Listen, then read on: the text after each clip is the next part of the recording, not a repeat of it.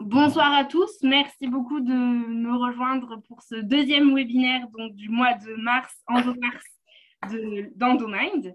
Ce soir, nous allons travailler sur la thématique de parcours de soins et nous allons essayer de déterminer en quoi le parcours de soins peut peut faciliter les choses et peut permettre aux gens d'être pris en charge dans toute une logique qui va être celle de la filière de soins. On a 4 participants ce soir avec nous pour pouvoir poser cette question-là. Dans un premier temps, donc, Monsieur Petit, Éric Petit, qui est radiologue à Paris-Saint-Joseph, qui pourra nous parler de sa double expérience, donc de celle de la filière de soins Réseau et celle de la filière Paris-Ouest qui est en train de se mettre en place.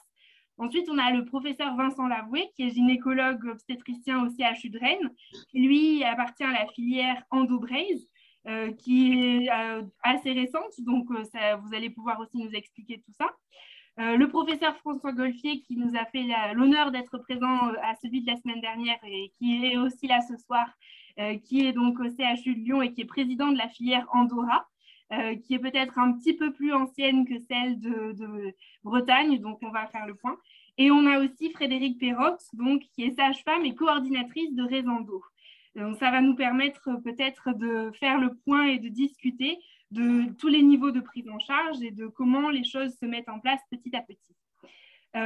Est-ce que vous voulez dire un mot chacun? Hop là, je coupe tous les sons qui ne sont pas... Hop. Est-ce que, Monsieur Petit, vous voulez démarrer pour dire un petit peu quelques mots de votre expérience? Oui, je veux bien. Alors, donc, je vais bien appartenant. Je ne fais pas seulement hospitalier, puisque je suis aussi libéral, 50%, 50%. Et donc, je suis à cheval, effectivement, entre l'hôpital et la ville. Et c'est pour ça que j'ai eu l'idée, il y a longtemps déjà, de créer ce réseau ville-hôpital qui a pris consistance et envergure avec le temps et qui fonctionne très bien, puisque c'est vraiment une expérience importante qui a préparé le terrain à la filière, qui n'est finalement qu'un élargissement de cette structure. Bien au-delà, évidemment, on s'est associé à d'autres promoteurs. Vous savez qu'en Ile-de-France, il y a quatre filières. Donc nous sommes, et Frédéric pourra le préciser encore tout à l'heure, parce qu'elle est coordinatrice non seulement de Réseau. Réseau, c'est une structure qui existe déjà depuis longtemps, qui fonctionne sur le même modèle, mais la filière demande aussi deux coordinatrices. Donc elle est une des deux coordinatrices. Elle vous exposera ça tout à l'heure.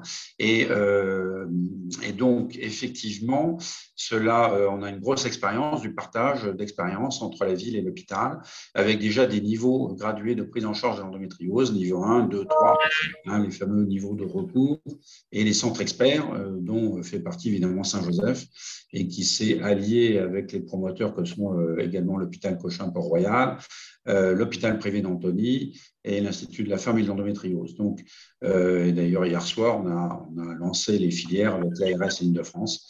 C'était la première étape qui a finalisé cette construction de filière qui est donc active déjà depuis quelques mois, puisque depuis l'automne, elle est en route. Et donc, évidemment, nous cessons d'avoir des réunions diverses et variées pour mettre en place maintenant tout le cahier des charges qu'on s'est défini, et notamment la formation, bien entendu, en particulier des niveaux 1. Parce que on axe tout en priorité pour la formation des praticiens de terrain de premier recours. Donc 10 niveaux 1, qui sont les généralistes, les sages-femmes, les gynécologues de ville, et aussi tous les paramédicaux, avec un objectif donc, de formation dédié pour chacun d'entre eux. Et aussi la mise en place de RCP, donc de réunions de concertation pluridisciplinaires qui sont adressées à ces niveaux-là, avec en gros l'idée d'une équipe mobile, entre guillemets, mais qui pourrait, alors c'est ce qu'on va faire, c'est-à-dire qu'il faut organiser des RCP de proximité auprès de tous ces praticiens, tout en continuant évidemment les RCP habituels qui existent déjà dans nos centres experts. Voilà, mais il faut aussi les délocaliser dans tous les départements parce que nous sommes responsables donc, de la prise en charge de Paris en grande partie, une partie de 92, 91 et 94, ce qui fait beaucoup de monde. Donc votre filière, on pourra y revenir aussi tout à l'heure, mais c'est l'hôpital Cochin, l'hôpital Saint-Joseph, l'hôpital privé d'Antony et l'Institut de la femme et de l'endométriose sur Paris-Ouest. Donc voilà, Oui, c'est ça. pour expliquer Et les Raison choses. d'eau fait partie de cette structure, parce que Saint-Joseph, c'est indissociable de Raison d'eau. Bien sûr. J'insiste dessus parce que c'est une étape importante sur laquelle on est adossé. Oui, Raison c'est vraiment le modèle qui a permis de lancer la filière de soins. Et donc, par exemple, enfin, le professeur Golfier, est-ce que vous pouvez nous expliquer comment a démarré pour vous Andorra, comment les choses se sont passées?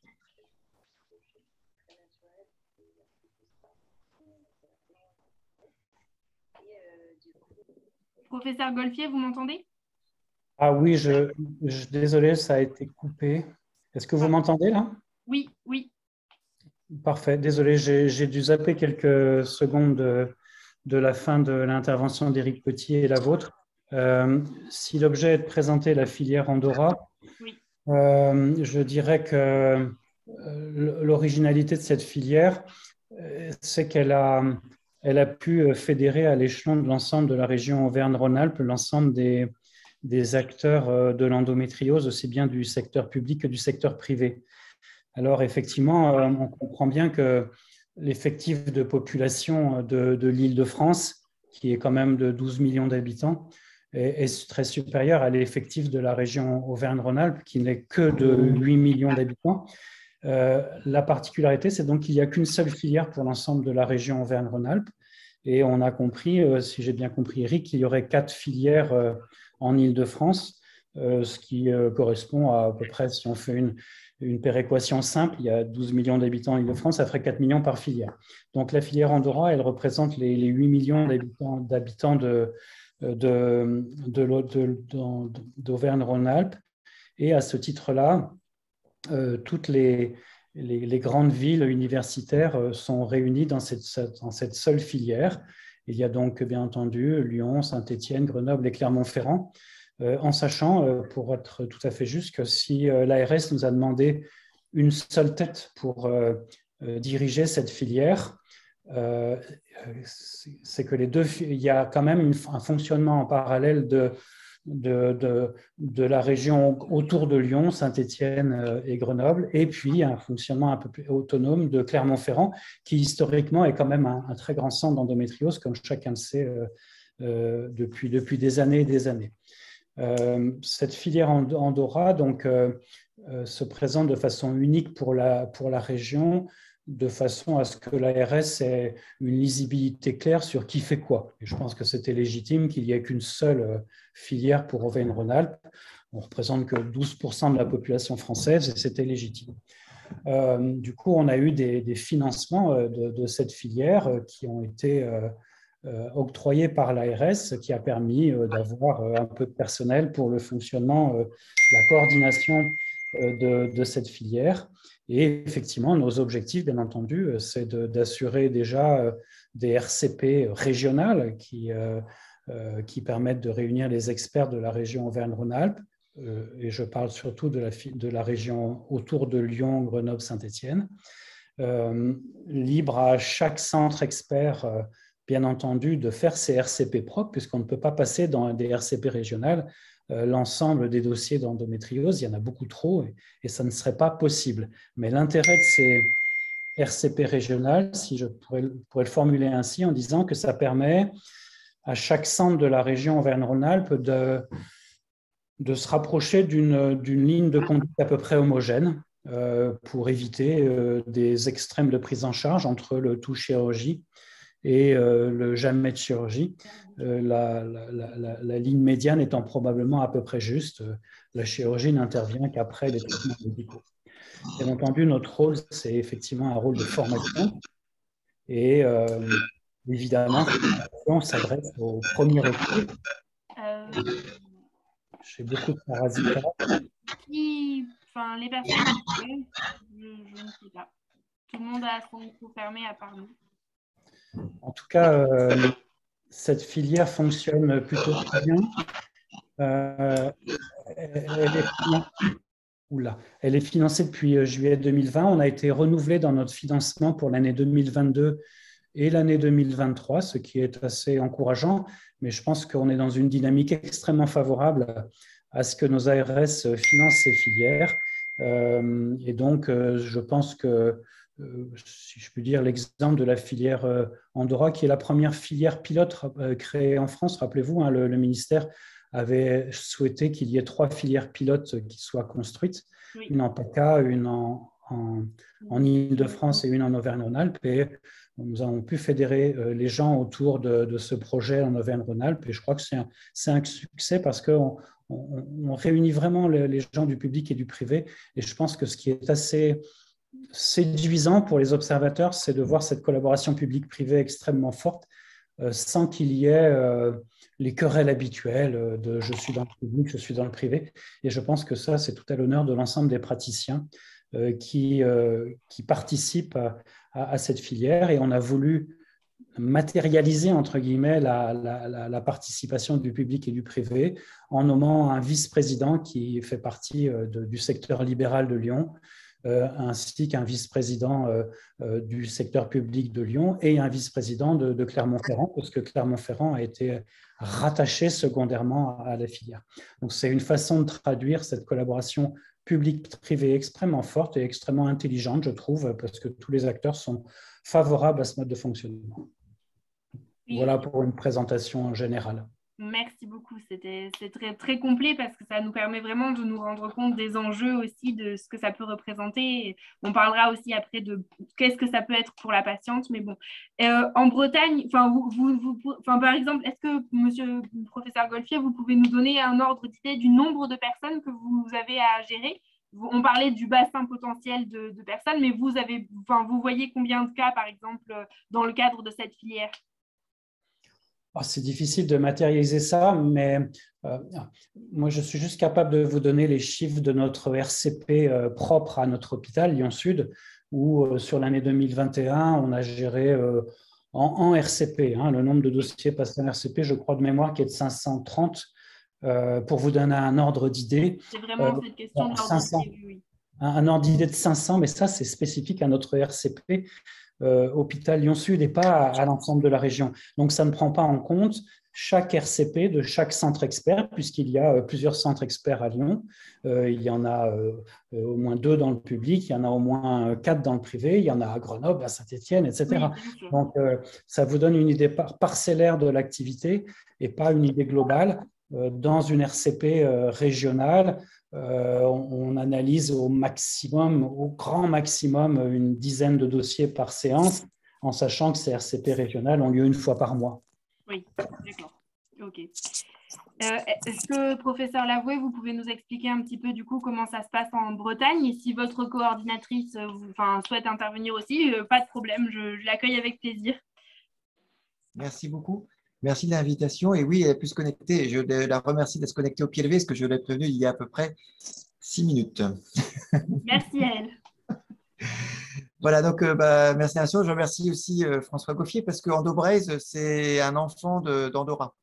Oui. Je ne sais pas si c'est une fille ou un garçon, parce que je ne sais pas comment on doit le dénommer, mais voilà. Donc, je me souviens d'une longue conversation avec François Golfier, notamment à Rungis, pour expliquer comment on devait faire. Rungis était circonstanciel, mais pas du tout pour ça, mais ça a été une occasion qu'on débriefe un peu. Donc, on a lancé le réseau, créé le réseau complètement sur le même modèle qu'Andorra, avec, on va dire, la sauce bretonne, parce qu'il y a des petites particularités géographiques et puis des historiques de structures qui sont un petit peu différentes, mais voilà. Et donc, on s'est constitué en association loi 1901 avec un conseil d'administration qui prend tous les adhérents professionnels de santé et aussi des représentants des associations de patients, dont vous faites partie. Oui, Sonia est là. Comment? Sonia est là aussi, je crois. Oui. Et après, il faut quand même un noyau actif et on a donc un bureau oui. Qui fait quand même, on va dire, le porteur de projet, qui porte le projet et comprend les décisions à l'unanimité du bureau, à la fois pour, on va dire, une bonne entente et puis aussi l'intelligence collective peut être un peu supérieure à l'intelligence individuelle. Voilà, donc on a, dans ce bureau, on a constitué 12 membres actuellement, il va évoluer avec, donc la Bretagne, ça a 4 départements, hein, donc 2 membres par département et au moins un membre par niveau de soins, qui est organisé en tertiaire, primaire, secondaire et tertiaire, avec un canevas qui est assez proche des guidelines ministériels qui s'est calqué sur les travaux du collège menés par François Golfier. Voilà, donc on est, voilà. On a fédéré d'abord les professionnels de santé. Alors, c'était beaucoup plus facile pour nous de fédérer, on va dire, les médecins, parce qu'en tant que médecin moi-même, on se connaît plus, voilà, et donc les gynécologues obstétriciens, et à partir des structures. Donc, en gros, tout hôpital ou clinique, il y a un service de gynécologie obstétrique, parce qu'on se connaît tous plus ou moins. Voilà, donc on a fait par, on va dire, boule de neige. Donc, Rennes, clinique de Rennes, puis après, hôpitaux de la subdivision rennaise universitaire, puis on a pu, avec une bonne intelligence de Philippe Merviel, qui pilote le réseau qui était déjà constitué finistérien, pour faire une seule filière des réseaux bretons. Donc, on a appelé Endo-Braise, le nom identifiait aussi la Bretagne, on était assez contents de ça aussi. Donc, on a discuté comment faire, on a discuté aussi avec l'association de patientes quelles sont les attentes.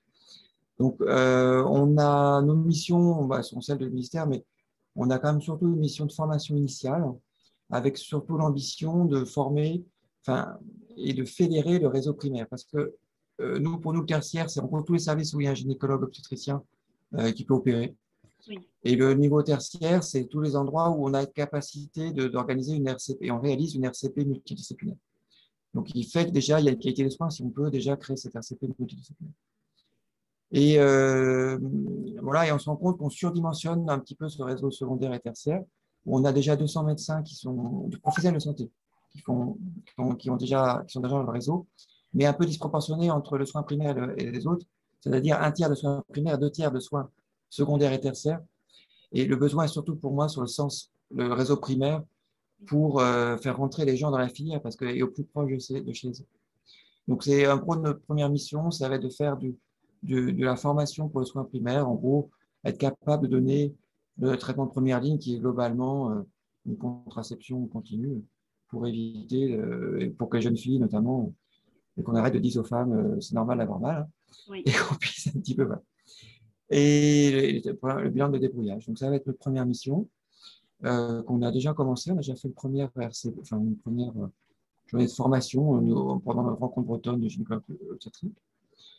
Voilà, donc notre réseau a été labellisé, adoubé, si on veut, par l'ARS Bretagne qui nous finance d'emblée. Donc, on a eu le soutien actif de Cécile Gauvrit, qui est donc le représentant de l'ARS Bretagne, et nous soutient à hauteur de 100 000 € annuels.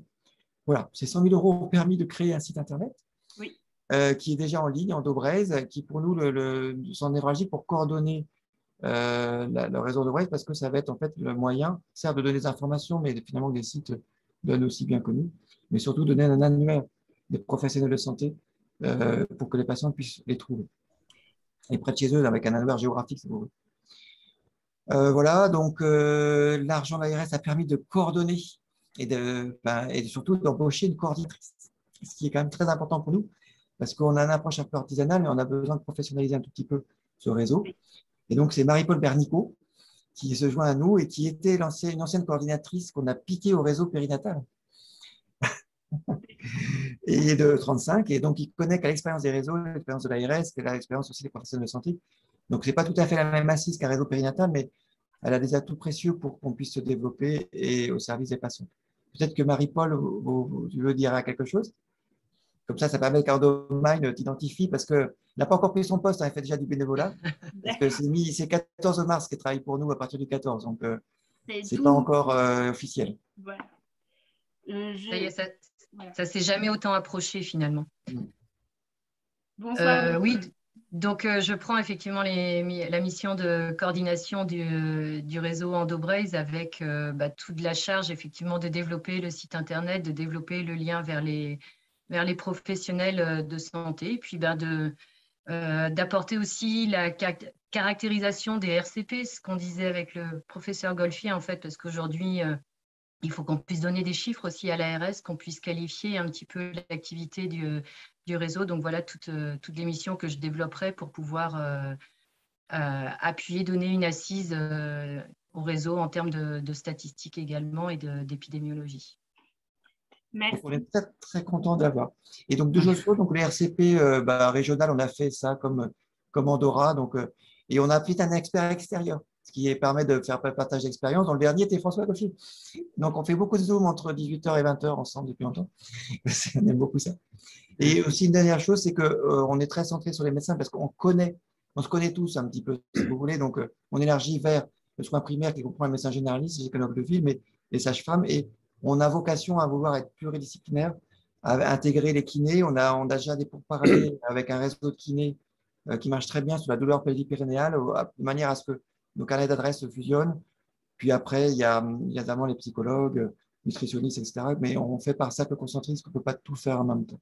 Non, c'est peut-être, Madame Perrotte va peut-être pouvoir nous donner son expertise parce que c'est vrai qu'elle a un recul peut-être un peu plus grand de cette nécessité de créer un maillage territorial qui permet de mettre en avant toutes les disponibilités de chaque personne et l'intérêt de chaque personne pour l'endométriose. Est-ce que vous pouvez nous expliquer un petit peu ce travail-là et l'importance de ce travail-là, s'il vous plaît? Oui, bonsoir à tous et toutes.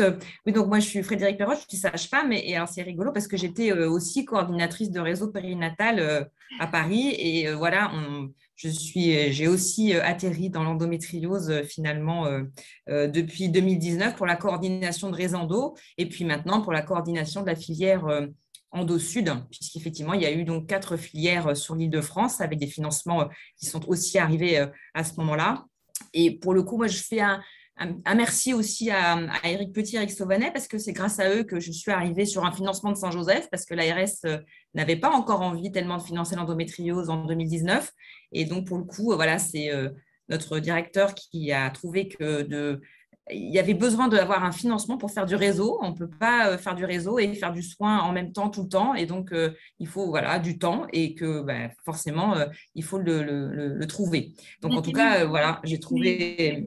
Vous êtes multicasquette, mais vous ne pouvez pas faire tout en même temps quand même. Non, on ne peut pas tout faire en même temps. Là, j'ai un temps de 50% de réseau, de filière, et à 20%, je fais que des consultations d'endométriose pour les patientes à l'hôpital Saint-Joseph. Et c'est vrai que cette double casquette est vachement intéressante parce que je garde un pied aussi dans le soin et il y a des choses que je peux repérer, transmettre, échanger, développer des projets parce que je vais être comme d'autres, beaucoup aussi. En fait, il faut écouter aussi, non seulement il faut écouter les femmes dans leur douleur, ça, ce n'est pas un scoop de l'endométriose, mais il faut écouter aussi les professionnels pour essayer de dire où sont leurs difficultés, quels sont leurs besoins, quelles sont leurs attentes, c'est quoi les freins à l'accompagnement des personnes qui ont l'endométriose pour que justement on puisse à la fois faire les bonnes formations au bon endroit et puis mailler le territoire avec les bons professionnels de santé qui vont être sensibilisés, formés et qui vont ouvrir tout le panel d'accompagnement dans les douleurs. Parce que c'est vrai que le traitement médical en continu est le premier. Après, il y a les patientes qui n'en veulent pas. Et puis, il y a celles qui en veulent quand même, mais qui restent avec des douleurs neuropathiques qu'on connaît bien. Et donc, voilà, qu'est-ce qu'on fait pour ces patientes-là? Les médecins de la douleur, il n'y en a pas beaucoup. Donc, quid de la rééducation, des kinés, des sages-femmes, des ostéopathes, des sophrologues, des psychologues, des nutritionnistes, tous ces professionnels qui ont une carte à jouer, un rôle à jouer pour accompagner les patientes. Et puis, comment nous, on les connaît en tant que réseau pour que justement, ça puisse être accessible pour tous, par toutes, grâce à un annuaire qui va être lisible et revu et vu par tout le monde. Oui, je crois que c'est très important et c'est vrai que la notion de pluridisciplinarité et de prise en charge globale va permettre aux patientes de savoir comment faire évoluer les choses, savoir où elles vont. Et du coup, vous faites partie des premiers rendez-vous que les patientes peuvent avoir. L'intérêt aussi de vous avoir tous avec des postes différents dans le parcours de soins, c'était aussi de pouvoir voir comment les choses évoluaient. Les patientes rencontrent dans un premier temps une sage-femme, puis sont dirigées vers le radiologue. Comment les choses se passent pour vous? Alors, si je raconte un peu, alors moi, c'est vrai que comme je ne suis pas sage-femme libérale, peut-être que j'ai une facilité d'accès à mes collègues assez facile, mais grosso modo, dans l'idée, c'est qu'une patiente vient vous voir pour des douleurs, des dysménorrhées, des dyspareunies ou d'autres symptômes qui vont être cataméniaux. L'idée, c'est de se dire, est-ce que c'est de l'endométriose? Donc, avec un interrogatoire, un examen clinique, on peut faire un diagnostic déjà de quasi-certitude. L'imagerie va évidemment poser le diagnostic de manière certaine pour le coup là. Et puis, donc, pourquoi il n'y a pas d'urgence finalement à faire cette imagerie, il faut quand même effectivement faire la cartographie des lésions, mais ce n'est pas urgent. Donc, c'est de rassurer la patiente en lui disant, vous avez un rendez-vous dans 3 mois.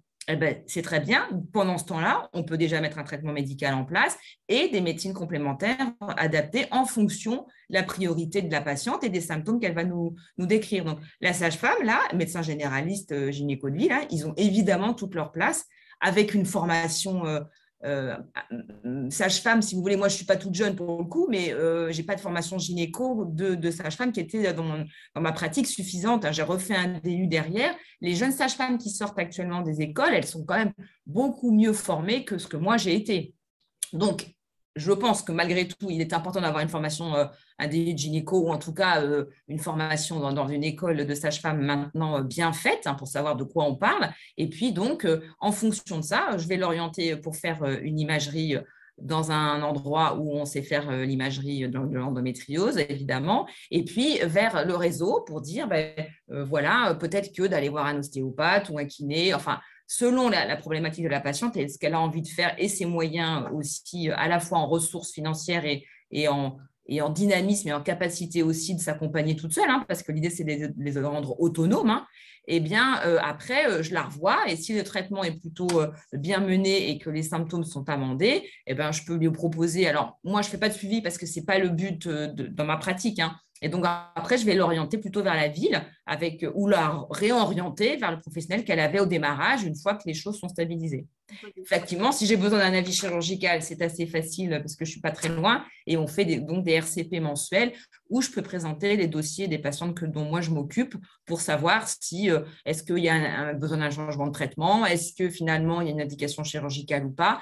Et bien sûr, dans la fertilité, on travaille avec les centres de PMA et les médecins de la fertilité pour se dire, effectivement, est-ce qu'il y a une chirurgie qui pourrait améliorer la fertilité naturelle? Est-ce qu'il faut plutôt passer dans un parcours d'AMP? Donc, tout ça est discuté évidemment en RCP quand je présente le dossier, mais après, c'est ouvert évidemment sur la ville puisque la ville peut amener ses dossiers aussi.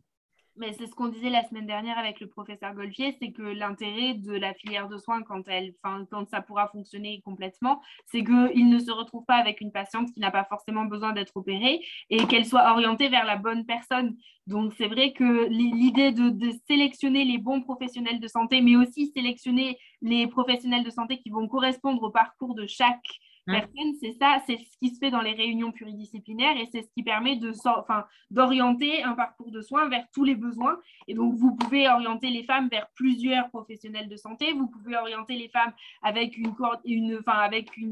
un suivi à long ou à plus court terme, et c'est ça qui permet les choses. Et donc, par exemple, pour vous, en tant que professeur, que ce soit le professeur Lavoué ou le professeur Golfier, vous n'avez pas vocation à faire des suivis de manière pérenne, on va dire, pour les femmes. Donc, vous pouvez aussi les réorienter vers le réseau. Comment les choses se passent par rapport à ça, puisque les choses sont en train de se mettre en place? Comment vous arrivez à introduire cette notion de filière qui se met en place? Je veux bien, Vincent, si tu veux, je commencer. Déjà, il est important de savoir que l'ARS, lorsqu'on avait déposé notre dossier de candidature, avait imposé que l'on intègre dans le conseil d'administration d'Andorra d'une part 2 médecins généralistes, d'autre part 2 sages-femmes, et bien entendu une représentante de chacune des 2 associations, Endomind et EndoFrance, ce qui est d'ailleurs l'occasion de signaler que Céline Ferrara est membre du conseil d'administration d'Andorra et comme chacun le sait ici autour de cette table, Céline Ferrara est devenue la présidente d'Endomind, donc c'est déjà un honneur et plutôt un avantage. Je voulais dire ça simplement pour signifier notre attachement au lien entre le premier recours et les experts, et c'est indiscutablement ce qui reste encore à construire, parce qu'il serait extrêmement prétentieux de dire qu'à ce jour, il existe un maillage territorial suffisamment identifié pour permettre à un professionnel de premier recours d'adresser la patiente au bon professionnel d'un recours supérieur, si tant est que ça soit nécessaire, parce que c'est loin d'être toujours nécessaire. D'où l'importance évidemment de la formation auprès de ces professionnels du premier recours, qu'il s'agisse de médecins généralistes ou de sages-femmes par exemple, mais également des infirmières.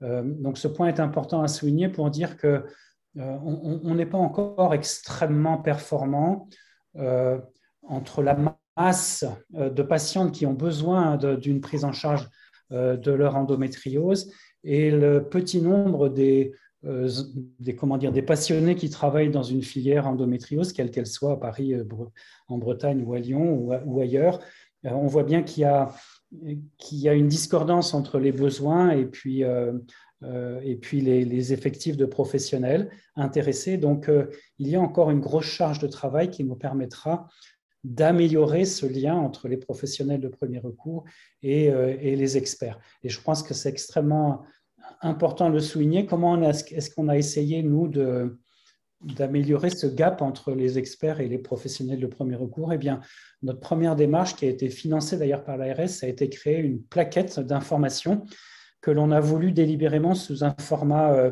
recto-verso, plastifié, rigide. Vous voyez, celle que, quand vous la recevez, vous ne pouvez pas la mettre à la poubelle parce qu'elle est super jolie et vous hésitez vraiment à la mettre à la poubelle. Et du coup, vous la regardez, et que vous soyez sage-femme ou médecin généraliste ou autre gynécologue, eh bien, vous avez sur cette plaquette les éléments principaux du réflexe endométriose qui a été évoqué dans la stratégie nationale endométriose.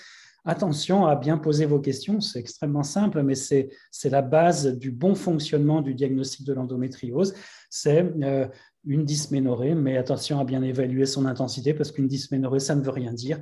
Et tous les signes qui accompagnent l'endométriose, au-delà de la dysménorrhée que tout le monde connaît ici et sur lesquels on ne va pas revenir. Mais réinculquer ces notions aux médecins généralistes qu'ils n'ont pas appris à la fac parce que ce n'était pas au programme jusqu'à 2020, et l'enseigner également aux sages-femmes, aux écoles de sages-femmes, c'est vraiment notre rôle que l'on joue depuis fort longtemps maintenant, mais qui doit se renforcer, et on va rester un petit peu comment dessiner cette filière qui permettra aux médecins de premier recours et aux sages-femmes d'adresser facilement, éventuellement, vers des experts un peu plus chevronnés. Ce n'est pas encore résolu complètement, pour être très clair. Non, je me doute bien, oui. Et par exemple, est-ce que, Monsieur Petit, vous pouvez nous expliquer comment votre quotidien a changé avec la mise en place de Resendo? Est-ce que vous avez vraiment vu que ça a facilité les choses? Les parcours les femmes étaient plus claires, c'était plus clair dans leur tête, et donc du coup c'était plus facile. Est-ce que vous avez vraiment vu une différence? Alors c'était aussi, vous avez eu beaucoup de monde, je crois, parce que vous avez été identifié comme une des premières structures de l'endométriose, donc vous avez reçu énormément de patientes, mais est-ce que vous avez eu ce changement dans la prise en charge? Vous avez perçu ça? Ah oui, bien sûr, ça a énormément facilité l'activité quotidienne de chacun d'entre nous, quel que soit son niveau, puisqu'on a donc un site internet qui a été façonné et amélioré régulièrement, avec un nombre régulier de candidats qui ont intégré le réseau progressivement, puisqu'on a un bureau aussi, on a constitué évidemment une association pour le réseau Resendo. C'est différent un peu du mode de fonctionnement de la filière, mais c'est basé sur le même type de fonctionnement quand même. Il y a un bureau, et donc on sélectionne avec des critères, il y a une charte d'adhésion. Donc les praticiens, qu'ils soient médecins ou paramédicaux, dans le réseau. Et donc régulièrement, nous validons effectivement des intégrations après un module de formation minimal exigé et une participation minimale aussi à des RCP. Et petit à petit, donc le réseau a pris de l'ampleur, et donc dans tous les domaines, donc on a une représentation pluridisciplinaire vraiment large, et qui nous permet d'avoir un annuaire directement accessible, chacun sur son ordinateur, et de pouvoir orienter les patientes.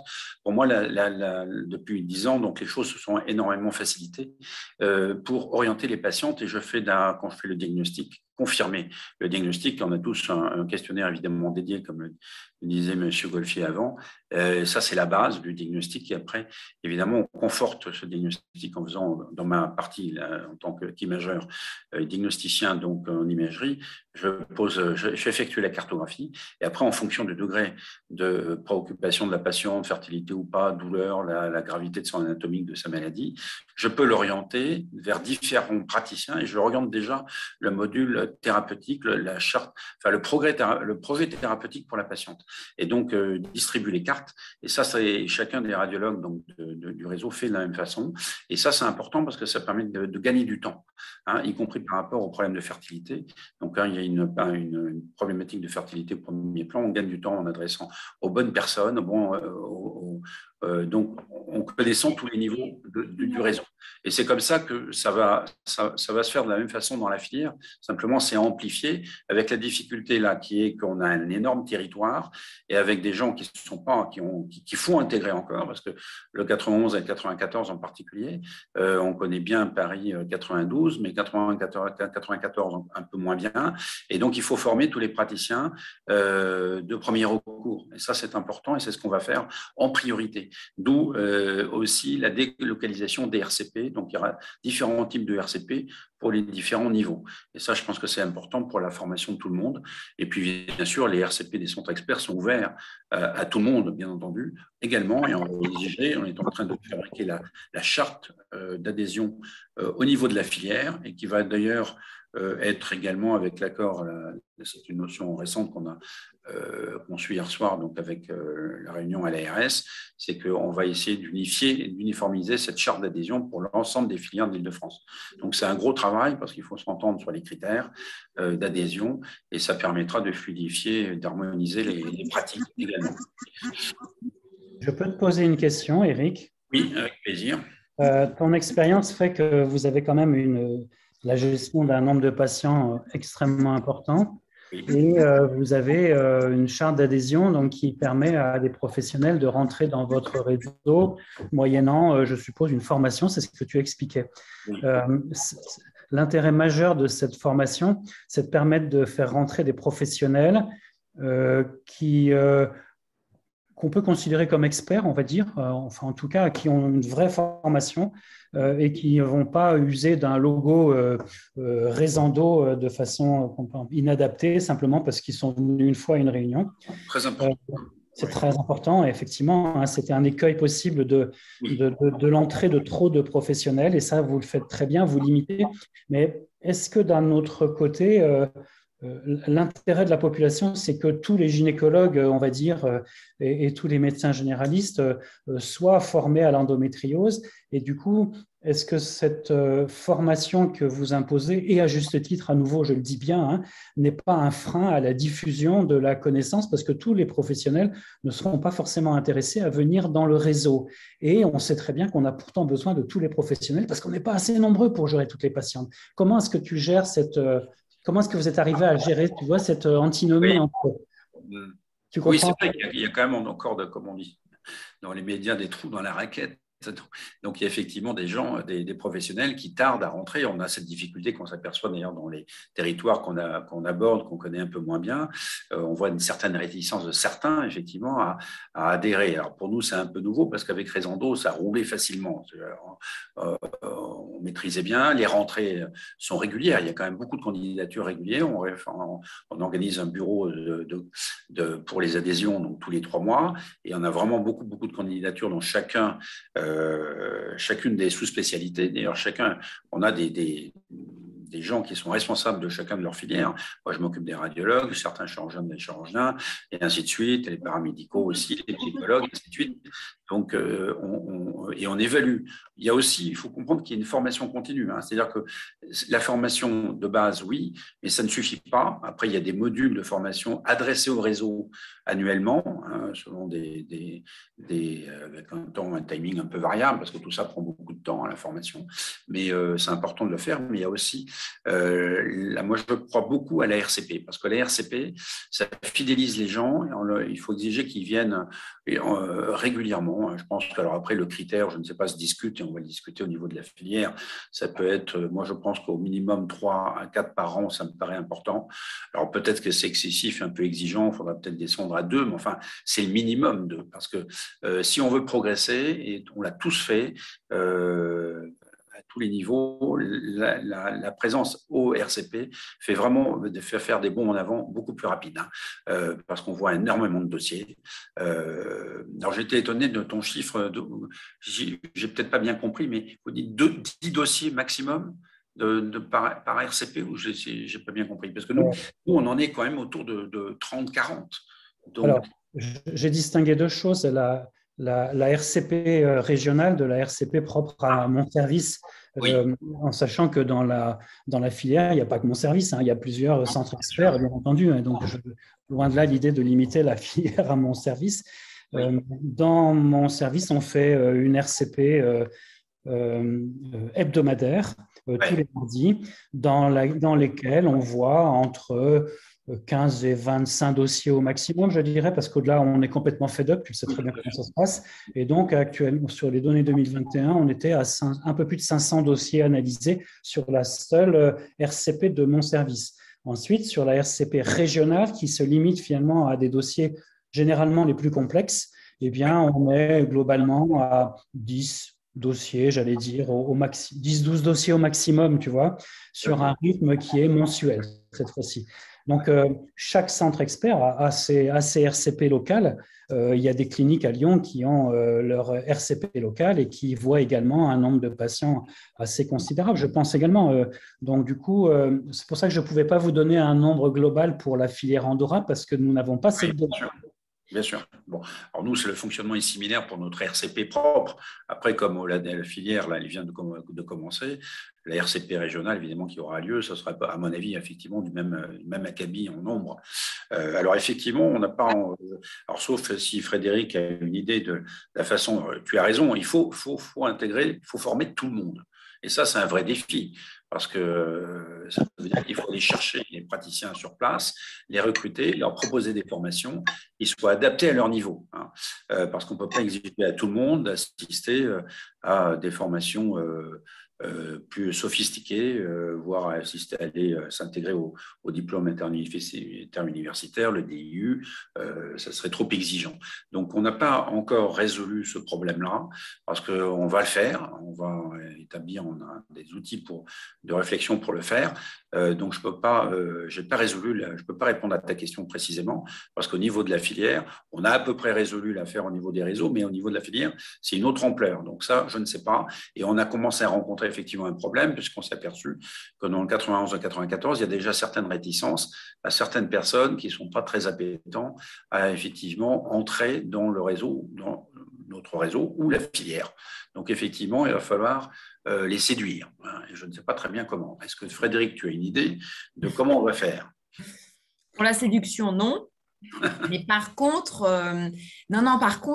oui, parce que ce que disait M. Golfier, c'est hyper intéressant. Et moi, ce que j'ai constaté là depuis 2019 où je suis sur ce poste, c'est qu'il faut imaginer, à mon sens, la formation avec une gradation de formation, un peu comme la gradation des soins. C'est-à-dire que quelqu'un une sage-femme, un médecin généraliste, il faut le sensibiliser à qu'est-ce que je pose comme question et après, si je ne veux pas m'en occuper complètement, vers qui j'oriente. Et là, vous avez l'annuaire d'experts, entre guillemets, pas l'annuaire d'experts spécialistes chirurgicaux des établissements de santé, mais tous ceux qui peuvent prendre en charge et qui vont être formés. Et ceux-là, ils ont une formation. Et ceux-là, ils vont être dans la filière ou dans les réseaux. Ce qui n'est pas tout à fait la même chose que la personne qui veut bien poser les bonnes questions, veut bien s'y intéresser un peu, mais ne va pas faire plus parce que ce n'est pas son truc, parce que voilà, ils n'en ont pas envie, pas le temps, enfin pour diverses raisons. Ce qui fait que le cheval de bataille, c'est de sensibiliser un maximum de monde à se dire que ça existe, que ce n'est pas dans la tête des femmes et qu'on pose les bonnes questions et on oriente. Et que dans l'orientation, il y a une filière où là, il y a des gens qui vont être vraiment formés et qui vont être en capacité de réorienter à l'intérieur de la filière s'il y a besoin sur différents, pas niveaux parce que ce n'est pas tellement le bon terme, mais disons différentes strates en fonction du 1, 2, 3 dont on a discuté par rapport aux filières. Je vois assez ça comme ça parce que je me dis qu'en faisant ça, on rassure ceux qui ont envie de s'investir et puis on n'oblige pas ceux qui n'en ont pas du tout envie, mais malgré tout, on leur dit, mais vous n'avez peut-être pas envie, mais malgré tout, il faut quand même que vous sachiez ce que ça existe et quelles questions il faut poser.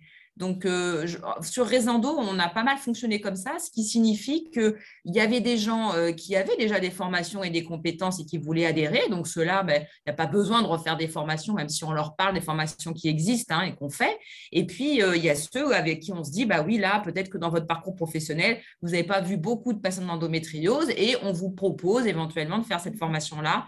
Le MOOC, qui est le MOOC endométriose qui est sorti, qui est quand même hyper bien et qui donne aussi des billes, les formations que chacun a fait sur Paris. Et puis, il y a aussi les stages, parce que Eric, il prend des radiologues, il prend des sages-femmes, des échographistes en stage, et que pour le coup, ça rajoute aussi une couche de pratico-pratique hyper intéressante et de réassurance, parce que grosso modo, les gens, ils sont plutôt de bonne volonté, ils ont plutôt envie de bien faire et de s'occuper bien des femmes. Après, c'est comment rassurer. Je vois ça un peu comme les violences faites aux femmes, c'est un peu la même chose. On a peur de poser la question et finalement, parce qu'on ne sait pas quoi faire et comment orienter, là, il faut y croire. Et quand on y croit, il faut poser la question aussi. Et après, qu'est-ce qu'on fait? On a peur de ne pas bien savoir. Donc, vraiment de réassurer les professionnels de santé sur ils peuvent avoir les compétences, ils vont savoir orienter. S'ils posent la question, on sera là pour les aider.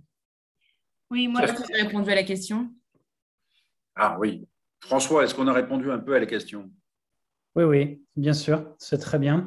On voit bien qu'il y a toute une strate de médecins qui vont avoir du mal à adhérer à notre filière et que c'est un peu dommage parce qu'on a besoin d'eux, parce qu'on ne pourra pas tout absorber. Mais comme Frédéric, il faut faire des modules de sensibilisation. Je pense qu'il faut s'adapter au niveau de chacun et ce qu'ils veulent faire.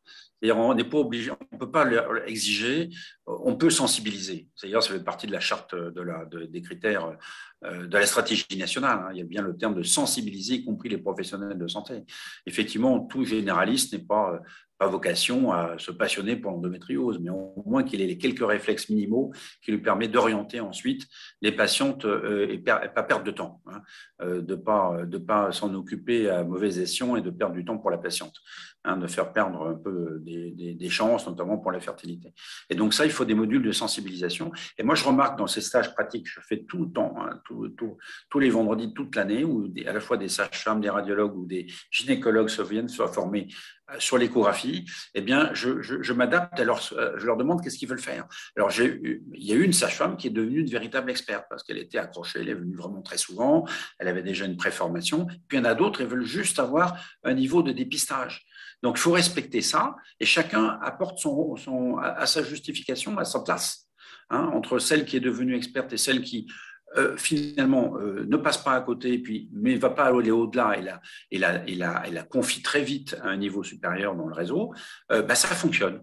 Et celle-ci, elle a sa place quand même. Au départ, j'avais tendance à vouloir être un peu plus exigeant que ça, mais j'ai compris qu'il ne fallait pas, parce que tout le monde n'a pas la même motivation. Mais quand on se met à leur niveau de motivation et qu'on remplit ce cahier des charges, finalement, tout le monde trouve sa place. Et on peut en rester à un niveau simple de sensibilisation, de ne pas passer à côté, et notamment sur un outil aussi utile et simple de première intention qu'est l'échographie. Il faut pour savoir se mettre au niveau de ceux qui veulent faire un outil de dépistage simple, mais qui après passent la main. Voilà. Mais il y en a d'autres qui veulent faire plus. Mais ça dépend de chacun. Donc, il ne faut pas les terroriser d'emblée en demandant une exigence maximale. Il faut leur demander. Je pense que Frédéric a raison. Et finalement, dans la pratique, c'est ce qu'on a fini par faire. Donc, après, là, il faut l'étendre encore plus parce qu'il faut aller chercher les gens sur place. Donc, il faut faire une sorte de démarchage parce qu'il faut quand même les informer. Et c'était la réunion d'hier soir à l'ARS. Il y a eu beaucoup de participants à ce webinaire de présentation du lancement de la filière. Il y en a qui ont découvert qu'elle existait, tout simplement là. Et donc là, après, on va retravailler, leur proposer des modules de sensibilisation parce qu'il va falloir se déplacer. Heureusement, on est relativement nombreux, évidemment, grâce à la filière et les 4 promoteurs. Donc, on va se partager la tâche d'aller sensibiliser tout le monde. Ouais, mais il faut se mettre à ce niveau-là. Et c'est vrai que c'est une question, enfin moi, c'était une question importante pour moi à vous poser parce que ça fonctionne beaucoup en ville. Vous êtes tous en ville où il y a un maillage qui est assez important de spécialistes. Mais c'est vrai qu'en milieu rural, les choses sont beaucoup plus compliquées. Il n'y a pas forcément de gynécologue, il n'y a pas forcément de sage-femme. Donc, il y a d'autant plus encore moins de sages-femmes formées à l'endométriose et de gynécologues formés à l'endométriose. Donc là, est-ce que à terme, les filières de soins vous permettront vraiment d'avoir ce maillage qui se développera sur toutes les régions, mais comment là vous gérez la partie rurale des choses, on va dire, et vous essayez vraiment de recruter au maximum. Vous nous avez expliqué un petit peu comment vous faisiez, Monsieur Petit, mais peut-être, professeur Lavoué, vous pouvez nous expliquer quelle est la démarche qui est faite. Vous contactez tout le monde et vous leur proposez de faire partie de la filière et de se former du coup. Alors, les Bretons ne sont pas que des paysans, c'est aussi des marins. Non, mais je plaisante. C'est vraiment. Il y a la ruralité partout. C'était plutôt pour opposer. Non, mais mais je vois bien la difficulté. Alors, globalement, quand même, la santé de la femme est un peu sinistrée globalement quand même. C'est ça c'est un vrai problème. Et moi, j'ai un petit gradient nord-sud aussi, mais inverse, en Bretagne. C'est-à-dire que c'est plus illustré sur la côte nord que sur la côte sud en termes d'offres de soins. Et ça va au-delà, quand je dis soins de la femme, c'est même la mammographie qui, quand même, m'étonne aussi. Mais bon, enfin, ça, c'est un autre détail, c'est un autre point. Non, en fait, la structuration du bureau qu'on a voulu pour Endo-Braise n'était pas innocente. Aussi, d'avoir aussi des représentants dans chaque département. Parce que, et on a aussi un médecin généraliste qui est aussi le port d'entrée, parce que je connais bien les gynécologues obstétriciens, je sais comment ils raisonnent, mais un peu moins les médecins généralistes, et on a aussi un radiologue là, qui a fait un site internet aussi. Donc voilà, avoir plusieurs ports d'entrée dans les différents métiers et dans différentes parties du territoire. Et rien ne remplace mieux que le contact humain. Et je pense au 22 chez nous, de Côte d'Armor, on va s'appuyer sur le médecin de Côte d'Armor et du bureau pour dire, voilà, on va faire une formation dans la région là, à Guingamp, à côté de Saint-Brieuc, mais on va s'appuyer sur les membres du bureau qui est actif, qui sont, donc, pour que justement, ils ont leur propre réseau. Il dit, tiens, je t'appelle, tu aimerais bien que tu sois là, etc. Donc, c'est plutôt ça pour toucher les gens qui sont moins touchables, on va dire. Donc, c'est vraiment je suis d'accord que la ville de Rennes, avec 3 cliniques, avec 12 experts, ça va être plus facile, mais voilà, c'est la porte d'entrée sur laquelle il faut travailler. Ensuite, je pense les associations de patients font un gros travail parce que je vois bien qu'elles font déjà la filiarisation, parce que je vois des gens qui sont adressés par les réseaux de patients. Donc, voilà. Et aussi un autre outil qu'on peut citer, auquel on a appuyé aussi le réseau Endo-Braise, c'était l'outil ZWIG, parce que les patients se renseignent beaucoup. Et on l'a mis aussi comme porte d'entrée, avec un petit questionnaire pour que il y a cet algorithme de probabilité et puis de réorienter comme ça les choses. Voilà. Donc, parce que les femmes sont, surtout dans l'endométriose, sont très proactives. C'est étonnant parce que je viens du monde plus de l'oncologie en termes d'activité clinique. Et en onco, c'est moi qui oriente vers, par exemple, l'association Imagine. Et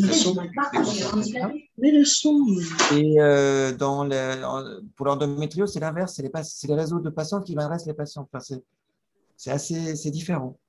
Voilà, donc c'est des choses un petit peu différentes. L'approche est différente en fonction des pathologies, mais pour sensibiliser le premier recours, vraiment, on a une stratégie d'aller au contact quand même, en s'appuyant sur les gens qui sont déjà dans leur propre réseau, en travaillant, et après, on a de faire tâche d'huile. Et donc, est-ce qu'on peut conseiller aux femmes justement de dire, voilà, il y a ces filières qui sont en train de se monter, puisqu'on sait que dans l'endométriose, on est très intéressé pour que les choses évoluent. Est-ce que vous pouvez carrément nous dire, oui, conseiller aux femmes de dire à leur généraliste de s'intégrer à la filière, de se positionner? Oui. Voilà, c'est vraiment une démarche qu'il faut qu'on ait personnellement pour que petit à petit, le maillage se fasse. Mais je rejoins tout ce qui a été dit juste avant là, par le réseau Endo, là. C'est nous, le réseau primaire, c'est les réseaux de personnel de santé sensibilisés. Ça nous suffit. Enfin, pour moi, ça suffit pour rentrer sur orbite. Orbite, c'est-à-dire, voilà, je fais le premier recours. Déjà, 8 fois sur 10, à mon avis, ça va suffire pour que la patiente aille bien. Et puis après, elle n'est pas enceinte ou mon premier ligne de traitement ne marche pas et je renvoie au secondaire, ça va. Et ça suffira parce qu'elles seront sur. Ça suffira. Voilà. Professeur Golfier, vous souhaitez intervenir? Oui, je voulais soulever ce que disait Vincent Lavoué à propos du dossier ZWIG, puisqu'on s'aperçoit que les 3 acteurs de filière qui sont ici ce soir sont tous avec cette même démarche de dire les patientes rentrent par le dossier EndoZWIG, qui est pour nous, et je crois que pour chacun de nous 3 finalement, une excellente façon d'optimiser la qualité de la prise en charge. Je crois qu'on en parlait la semaine dernière en disant que ça nous permettait indiscutablement en analysant les réponses au questionnaire de ces patientes, de les orienter au mieux et que ceci était fondamental pour leur éviter de perdre du temps. Éric Poty parlait tout à l'heure d'éviter de faire perdre du temps aux patientes et c'est vraiment, je pense que ZWIG est un outil extrêmement intéressant pour ça. On en est tous les 3 persuadés, donc on est un petit peu biaisé parce que ce n'est pas partout le cas dans toutes les régions françaises.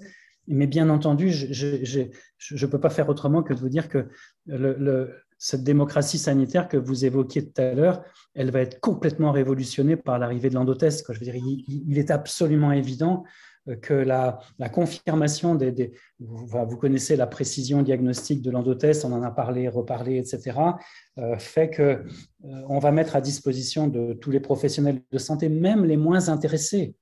C'est-à-dire, il faut quand même bien être clair que dans les médecins généralistes, même si la proportion que je vais donner est probablement inventée de ma part, il est probable que les 2/3 des médecins généralistes ne s'intéressent pas du tout à l'endométriose parce qu'ils sont plus intéressés par, je sais pas quoi, la pédiatrie, la médecine du sport ou je ne sais quoi, et que cet outil endotest va permettre, sous réserve qu'il y ait un interrogatoire orientant vers des douleurs pelviennes chroniques, dysménorrhée en premier lieu, mais etc., les autres également, va permettre de révolutionner la démocratie sanitaire. Parce que toute patiente, quelle que soit sa région d'habitation, va pouvoir avoir accès à un test diagnostique qui va se positionner forcément justement au début de cette prise en charge. J'ai des douleurs chroniques, quel que soit le lieu où j'habite, mon médecin généraliste, ma sage-femme, peut-être le pharmacien pourra me conseiller pour faire un endotest. Et ça, vous savez que c'est en cours de discussion avec les autorités de santé qui sont extrêmement proactives. C'est assez étonnant d'ailleurs et plutôt très satisfaisant de voir la proactivité des autorités de santé pour discuter des modalités de prise en charge de ce test-là. Mais ça va révolutionner l'accès au diagnostic des patients, ce qui ne résout pas tous les problèmes de prise en charge de ces patients, parce qu'il va y avoir un afflux de diagnostics évident dès lors que ce test va être mis en place, ce qui va peut-être nous compliquer la tâche pendant quelques petites années, parce on peut imaginer, s'il y a 7 ans de retard diagnostique, il y a actuellement en France des centaines de milliers de patientes qui errent sans diagnostic d'endométriose, et avec l'endotest, on va en faire le diagnostic du jour au lendemain, pour faire simple, et ces centaines de milliers de patientes vont arriver brutalement dans nos filières, et là, il va falloir les absorber, et on va avoir une vague un petit peu complexe à absorber qu'il faut bien anticiper. D'où l'importance de la structuration et de la collaboration de tous les acteurs pour que l'efficacité soit au maximum, pour que personne ne perde du temps et que ça soit quelque chose qui puisse fonctionner et aider le plus de femmes possible. Tout à fait. Monsieur Lavoué, on ne vous entend pas. Pardon, allez-y. Non, je disais juste qu'il y avait une question dans le chat sur la recherche dans les filières, mais pour nous, c'est aussi l'évaluation des pratiques, mais l'outil ZWIG est un élément important pour ça, pour répondre à la mission de recherche qui sont dévolues aussi aux filières. Oui, il y a une autre personne qui nous dit beaucoup de professionnels ne posent pas les bonnes questions. C'est vrai que voilà, on est en train d'essayer de faire en sorte que justement les bonnes questions soient posées au bon moment aux bonnes patientes pour qu'elles soient orientées. Et c'est vrai que la question, on n'a pas tellement parlé de la LD 31 qui permet les critères harmonisés de la LD 31 qui permettent une reconnaissance de la maladie et une prise en charge.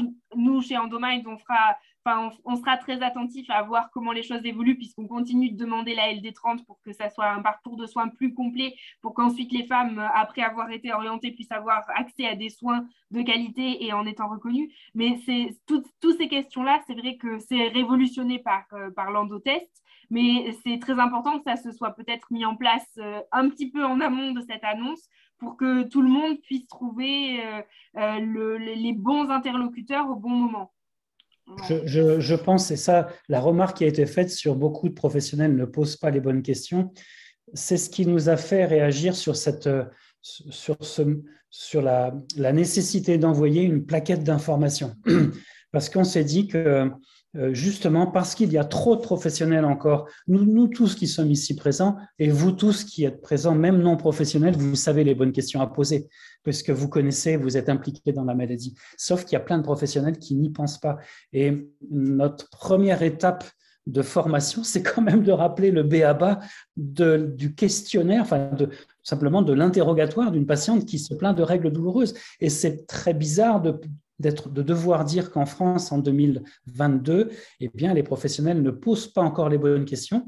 Eh bien, pour essayer d'améliorer ça, eh bien, cette plaquette d'information qui est envoyée par milliers, on est en train de faire l'envoi, c'est plus de 10 000 envois qui vont être faits dans la région Auvergne-Rhône-Alpes. On espère que l'on va attirer l'attention de ces professionnels vers les bonnes questions parce qu'on leur indique dans la plaquette de façon extrêmement simple comment faire pour évaluer une dysménorrhée, quelle question poser après la question j'ai mal pendant mes règles? Et ben voilà, la première question, c'est quelle est l'intensité de votre douleur? Parce que si vous avez une douleur à 3, c'est pas la même chose que si vous avez une douleur à 8 sur 10 et que ça vous empêche d'aller bosser, par exemple, etc. Donc, ce souci qu'on pourrait qualifier presque de simpliste de formation, eh bien, on l'a satisfait par cette plaquette d'information et l'ARS nous a suivis en disant banco, on suit ce projet-là parce qu'on sent bien qu'il y a ce besoin de formation de professionnels qui, jusque-là, n'ont jamais été formés. Rappelez-vous, ils n'ont jamais été formés dans leurs études de médecine ou de sage-femme. Et on en reparle pas le mercredi prochain, mais le mercredi d'après, donc avec le professeur Brun et Thierry Briac qui va s'occuper aussi de la formation de médecins généralistes. Et on va en parler aussi avec des étudiants de médecine pour justement voir comment les choses peuvent se faire, comment on peut accélérer les choses. Et peut-être qu'avec l'envoi de votre plaquette, ça va déclencher des envies chez certains généralistes de se poser les questions, de réfléchir à comment ils peuvent se former. C'est vraiment cette question de parler de tout ça pour que les choses se débloquent pour les patientes, mais pour les médecins aussi, puisque c'est vrai que 2020, l'entrée de l'endométriose dans le programme de médecine, c'est quand même très, très récent. C'est moins compliqué, oui, c'est vrai. On a d'autres questions. Oui, la question de comment assurer que les zones rurales soient bien couvertes. Ben, du coup, voilà, c'est ça. C'est à nous en tant que patientes de proposer à nos médecins de se tourner vers les filières de soins. Et petit à petit, je pense que le maillage territorial va se mettre en place. Et à partir de quel âge on peut commencer l'endométriose? Ça, c'est une question générale. Je crois que les premiers symptômes apparaissent dès les premières règles, voire même avant, si je ne me trompe pas. C'est bien ça? Oui, tout à fait. Les symptômes peuvent commencer très tôt, mais il faut faire également attention à ne pas alarmer toutes les jeunes filles de 14 ans qui ont mal pendant leurs règles, parce qu'on sait que les règles peuvent être un peu désagréables au moment de la puberté, puis ensuite tout peut rentrer dans l'ordre. Donc, il faut faire attention à ne pas faire des associations systématiques. Hein. Vous comprenez bien que nous sommes sur une ligne de crête où nous avons toujours peur d'être critiqués pour ne pas faire suffisamment tôt le diagnostic de l'endométriose, évidemment. Et puis, de l'autre côté de cette ligne de crête, eh bien, il y a l'excès diagnostic qui fait qu'on va affirmer à tort qu'une jeune femme a de l'endométriose. S'il suffit, on peut parfaitement comprendre qu'une patiente qui décrit toute la catégorie des signes d'endométriose va faire une échographie et que le radiologue puisse être influencé dans son interprétation de l'échographie en positivant à tort des échographies. Et c'est important de comprendre qu'on est en permanence sur cette ligne de crête. Et là, je pense vraiment que pour ce qui est des femmes à partir de 18 ans, ben, le problème est réglé avec l'endotest. Oui. Pour le problème des adolescentes, ce n'est pas encore réglé, mais on y travaille très fermement et on espère bien pouvoir fournir à une échéance assez rapprochée des informations sur la validité de l'endotest également chez les adolescents, ce qui n'est pas le cas aujourd'hui. Hein, il faut être très clairvoyant là-dessus. L'endotest a été évalué sur des populations de 18 à 43 ans et pas chez des adolescents. Donc aujourd'hui, il serait tout à fait inadapté de dire que cet endotest est valide pour une jeune fille de 16 ans. Même si on commence à avoir des datas qui nous permettront de le confirmer. Mais pour l'instant, ce n'est pas publié. Vous savez que tout ce que l'on affirme à ce jour est validé par des publications scientifiques dans des revues référencées. Et à ce titre-là, tout ce que l'on dit est soutenu par ça. Mais pour l'adolescente, on ne le sait pas encore aujourd'hui. Mais en tout cas, je voulais vous remercier tous d'avoir participé à ce webinaire qui était passionnant, encore une fois, où on a pu vraiment voir comment les choses s'étaient mises en place. C'est vrai que peut-être que si on refait le même webinaire dans un an, les choses auront complètement évolué. Donc, on verra. Peut-être on essaiera l'année prochaine. Je pense que c'est un énorme travail que vous avez déjà bien entamé, mais qui est encore face à vous. Et donc, je vous remercie d'avoir pris le temps d'en discuter avec nous ce soir. Et voilà, je crois que petit à petit, on va réussir à parler de plus en plus de l'endométriose et à mettre en place ce parcours de soins et ces filières de soins qui permettront de faire collaborer tout le monde. Je vous remercie tous et bonne soirée. Merci Chloé. Merci beaucoup. Merci à tous et bonne soirée. Bonne soirée à tous. Au revoir.